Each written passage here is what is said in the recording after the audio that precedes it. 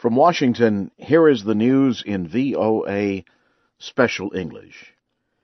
The United Nations Security Council has called for quick action on the crisis in Mali. The Council met Monday to discuss the situation. It said the Mali crisis threatens peace and security in the larger area around it. Rebels seized control of northern Mali earlier this year. Some of the rebel groups are enforcing a severe version of Islamic law. More than 140,000 people have fled the country as a result. Ivory Coast's foreign minister represented the West African Alliance, ECOWAS, at the Security Council meeting. He urged the members to quickly approve the deployment of 3,300 African troops to help return security to Mali. Several major European countries are calling for international support of Syria's newly formed opposition coalition. European Union foreign ministers met in Brussels Monday with Syria's new opposition leader, Mouaz al-Khatib. After the meeting, German Foreign Minister Guido Westerwelle said Mr Khatib's coalition deserves more support. British Foreign Secretary William Hague made a similar appeal. He said Mr Khatib had given very clear guarantees that the coalition will represent all Syrians, including Christians and Kurds. An American government report says China is expected to become the world's leading economic power by 2030. However, the report says the United States will remain a top world leader. The Office of the Director of Intelligence released the report. It predicts that Asia will lead North America and Europe combined in terms of economic power, population, military spending, and technological investment.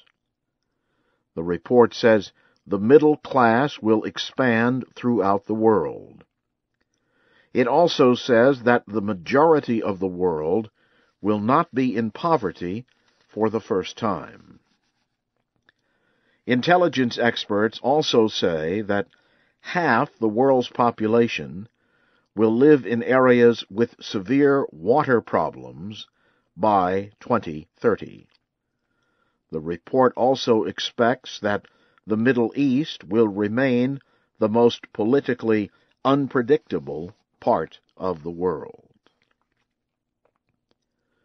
Egyptian President Mohamed Morsi has given the military the power to arrest civilians. Monday's presidential order says the military must help protect vital institutions and maintain security before Saturday's vote on the new constitution. Opposition forces in Egypt have rejected the planned vote. The opposition National Salvation Front says the proposed constitution does not represent all Egyptian people. The opposition is calling for huge protests on Tuesday against the proposed constitution and the planned vote. Mr. Morsi says if the constitution is rejected on Saturday, he will call for the election of a new constitutional assembly to write a new constitution. You are listening to the news in VOA Special English. The opposition presidential candidate in Ghana says he is not ready to accept that he was defeated in the country's presidential election. Nana Akufo-Addo says his new Patriotic Party is gathering information from voting stations. He says it will decide if it will legally dispute the vote in the coming days. Ghana's Election Commission says President John Dramani Mahama won re-election in the voting Friday and Saturday. It says Mr. Akufo-Addo came in second. African observers call the election peaceful and encouraging. One West African official said there were some problems with voting machines, but that he was generally pleased with the process. President Mahama has called on opposition parties to respect the voice of the people. Romania's ruling coalition has won parliamentary elections. Election officials have counted more than 80% of the ballots from Sunday's voting. The Social Liberal Union, led by Prime Minister Victor Ponta, has won about 60% to easily defeat President Traian Băsescu's Right Romania Alliance. The Organization for Security and Cooperation in Europe deployed observers for the vote. They said the process was carried out in a professional way and that they found no evidence of dishonesty. Mr. Băsescu tried unsuccessfully to oust his partner from the presidency in July. The two men have been in a dispute since then. He tried to oust Victor Ponta.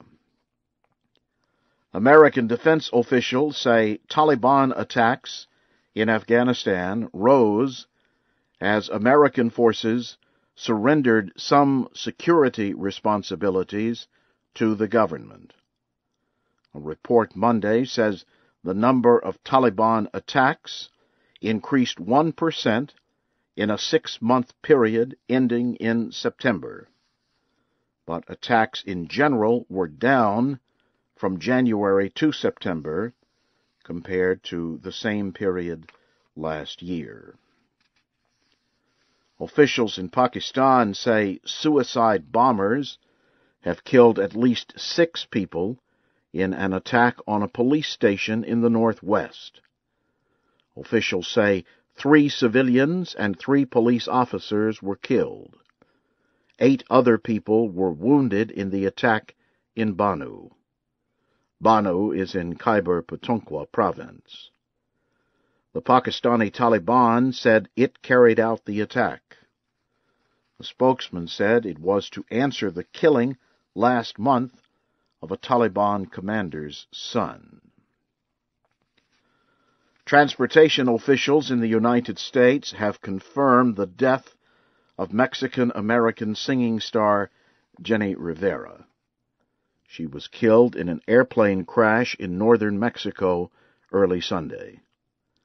The National Transportation Safety Board says the small plane carrying Ms. Rivera and 6 other people crashed about 110 kilometers south of Monterrey, Mexico.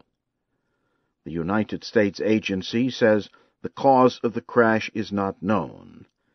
It says it is sending a team of experts to help Mexico's government with an investigation.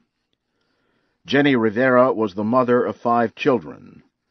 Her work was a mix of several Latin musical styles. She had sold more than 15 million records during her career.